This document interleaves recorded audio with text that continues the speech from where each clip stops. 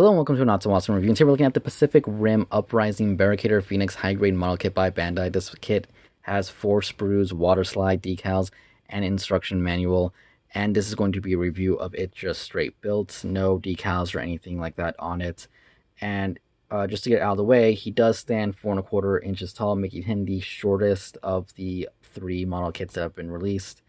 And probably doesn't deserve the $25 price tag, if I'm going to be honest. He does, I wouldn't say he's disappointing, but he is lacking in, articulation and in accessories. Though it looks like he comes with a lot, he really doesn't. So let's get started with his accessories. First, he does come with the Jaeger Scrapper, as you can see right here. He is just one solid piece that you clip out of a sprue, and it's nice and all.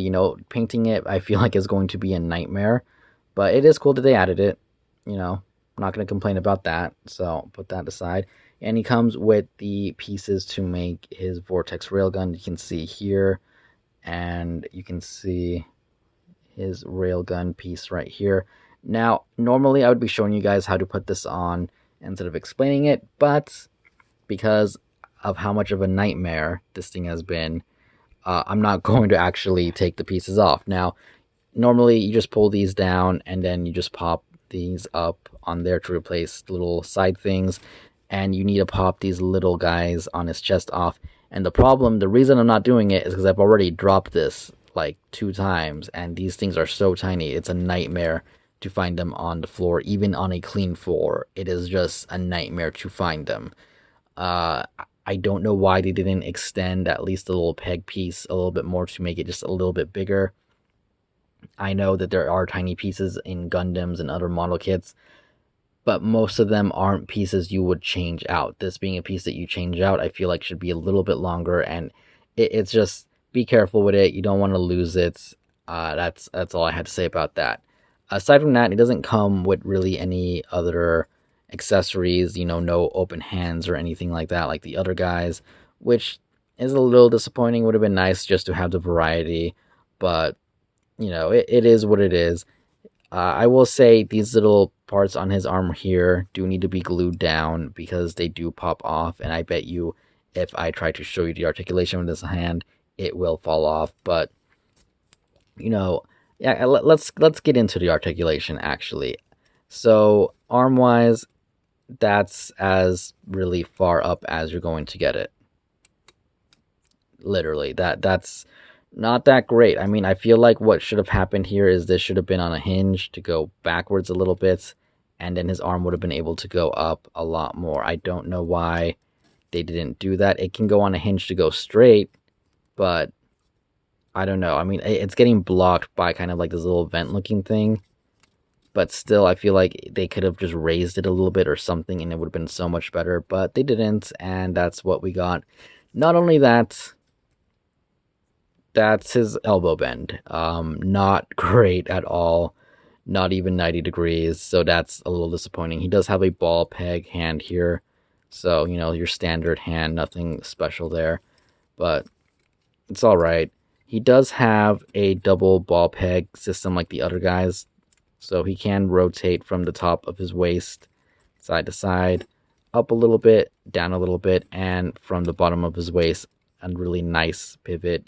Can kind of go forward and go back somewhat. So, that's at least decent enough. You can see he can look up by doing that because he can't move his head up. So, the double ball peg here really does help in that sense. Same with looking down. That's as far as he can look down, but with him leaning forward, it looks a little bit more. So that's all right. I guess it makes up with it for it, I should say. And he can look side to side, and he does have a slight pivot, but as you can see, his head is encased like around all of this armor, I guess. So he can't really, turn all the way around or anything. His legs can go out about that far, which again is not that great, but he can kick all the way forward, which is awesome, and all the way back. He does have an upper rotation here at the upper leg, which I forgot to mention. He does have upper bicep swivel, but it is very limited by, again, the armor plastic pieces. His leg can bend in that far. It can bend forward a little bit more than it needs to, but you're not going to really want to do that if you want him to stand up straight. He does have the ball peg on his leg, so he can have a little pivot. He can go up a pretty good amount, and he can go back a pretty good amount. So leg articulation is fine. Aside from not being able to go out too much, which is all right.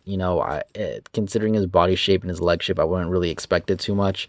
I can forgive that, but the arms, I do wish they had done a slightly better job. Just a little bit to get his arm going up just a little bit more. Again, getting his arm to go up a little bit more there. But it is what it is. But it does feel like, because of that, because of his size, because of his lack of accessories, maybe he probably shouldn't be the full price like everybody else. Now, aesthetically, he looks really nice. All the line work on him looks really good. The detail on him looks really good. Even the detail that you can't normally see, like his elbow joints under his armor pieces, all that stuff, it all looks really nice and I really like it. Even around here on his back, you can see he has a pretty good amount of detail going on. He does have an opening for a flight stand. No peg thing covering it this time like the other two, which is interesting. But yeah, he's not a bad figure, but like I said, it's not the greatest. It's probably my least recommended of the three. But before I get into that, let's do some size comparisons. So here's Barricade Phoenix standing next to Gypsy and Obsidian, and you can see he is way shorter than the other two. I do like them. All three together look nice. I'm not going to lie on that. And I really do like all three of these together. And I definitely recommend it. Though I would say go for Gypsy or go for Obsidian before going for Breaker. And I really do wish I had the uh, Robot Spirit versions of these guys. Though I know the Robot Spirit versions of these guys I think are 30. His is 20. Might still get one and do a comparison review in the very near future, but we will see how that goes. Anyways, moving on here. Here he is right next to a high grade RX 78, and as you can see, he's actually shorter than him. Like I said before, Gundams vary in size. I'm pretty sure New Gundam is still taller than all three of these guys, but in this case, RX 78 is actually taller than the Barricader Phoenix, which is cool. I like, the size variety and everything, so there you go on that front. And lastly, for anybody who wants a comparison with a Marvel Legends 6-inch figure, there you go. He is, I would say, about 75% his height. So, definitely short, in case you guys were wondering. So, like I said, he's not my favorite of the three. He is, lacking on articulation and accessories, but he's still a pretty nice looking Jaeger nonetheless. He has a nice looking model kit either way, and I'm sure once you add some paint and decals, he will look so much better. And with the other two, he looks great.